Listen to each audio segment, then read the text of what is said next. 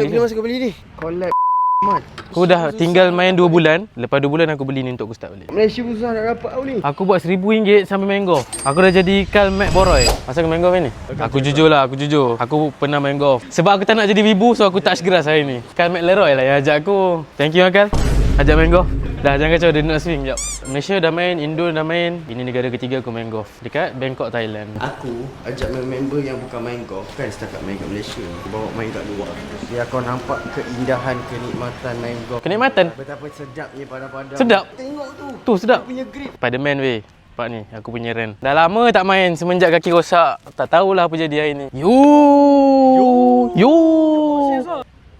Memang aku Peter Parker lah. Ini siapa sial Black? Telemed Red Bull. Ini susah. Ni rare. Ni aku punya. Ini Tiger pun tak dapat. Bila masa kau beli ni? Semalam dekat Golf Expo dengan Spiderman tu sekali. Tak, version P790 collab Red Bull mat. Aku dah tinggal main 2 bulan. Lepas 2 bulan aku beli ni untuk aku start balik. Malaysia pun susah nak dapat tau ni. Nanti kat Malaysia aku jual lah. Susah nak dapat kat Malaysia kan. So aku dah nak start main. 2 bulan aku tinggal. Aku come back.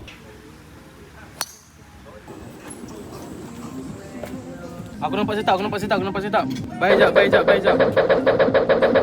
Ya, sampai sana tengok setup aku ni. Sebab apa aku entry? Sebab Golden Boy bagi setup dah. Simple setup aku sama main golf. Golf set ni pun ada ping weh. Burung.